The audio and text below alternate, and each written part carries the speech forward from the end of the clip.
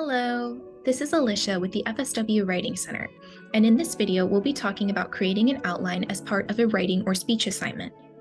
Before we get into it, I want to note that there are many different ways to approach outlining. This video is going to discuss a very basic form, but it's likely that if you're creating an outline as part of an assignment, your professor has a specific format they would like you to follow. It's important to be very familiar with your professor's directions or samples for any assignment you are completing. That way, you can make sure you're fully meeting their requirements, which may be different than the basics we discuss here. With that out of the way, let's talk about the general purpose of an outline. It serves as a kind of map or even a skeleton for the paper or speech you will eventually create. It should lay out the points you want to cover in a logical, orderly fashion, but it's not yet explaining or fully exploring any of them.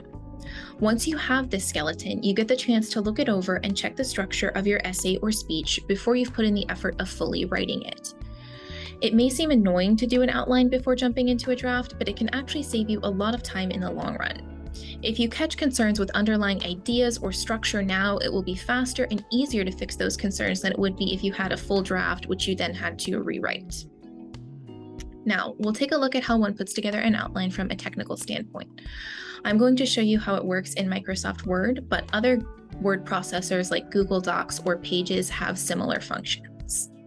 All right, so on this page, I have our formal outlining handout. It talks about the structure of an outline, and as you can see, it's something like a list with different levels.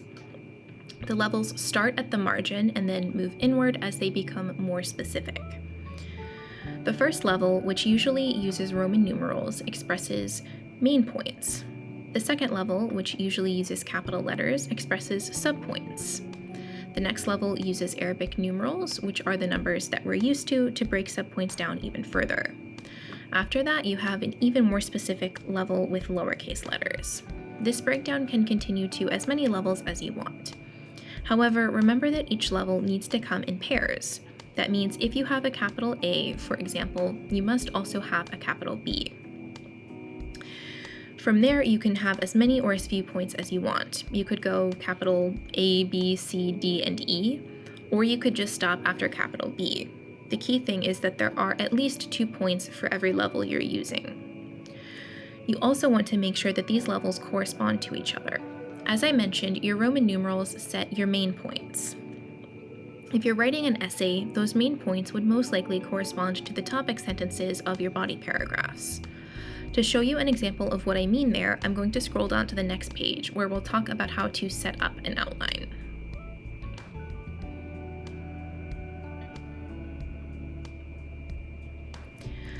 Okay, so what you see here are some jumbled sentences that are going to be part of an outline.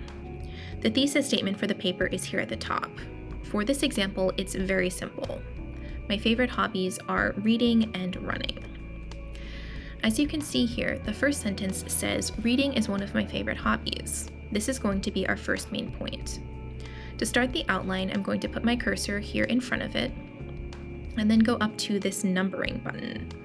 When I click it, that lets my word processor know that I want to create a list, and the program will keep it neat and tidy for me. Now, as you can see, when I first clicked this, it gave me an Arabic numeral instead of a Roman numeral.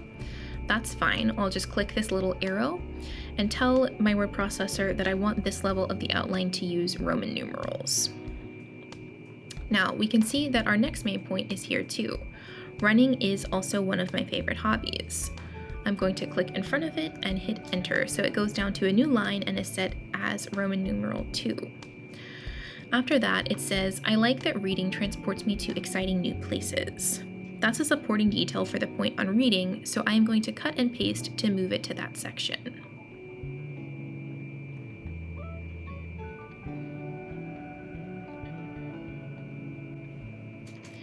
Okay, now that the point is in the right place, I'll put my cursor in front of it and hit enter again. However, I don't want this to be point 2. To tell Word that, I will hit the Tab key on my keyboard. When I do, as you can see, the point moves over. Once again, I'll go up to that arrow to tell Word that I want this level of the outline to use capital letters. Now, this point says, I like that reading transports me to exciting new places. The next sentence says, it's fun to read about real places that I have never been. That's not a new point, right? It talks about places, so it helps support what the author just said. That means it needs to be moved to the next level. So I'll hit enter, and then to move it over, I could hit tab again, or I could come up to this increase indent button in Word. I'll click that, and then I'll come back to my arrow to set the style that I want. Okay, so we're talking about real places that the author has never been, and the next two sentences mention New York City and Antarctica. So both of those are further subpoints. So I'm going to hit enter, I'm going to increase the indent, I'm going to set what I want, and then I'll hit enter again.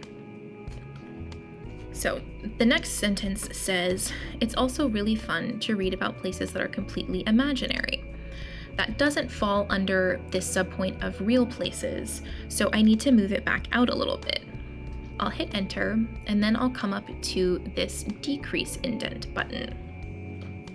When I hit that, it goes back out. Finally, this last sentence that I have here talks about connecting with characters.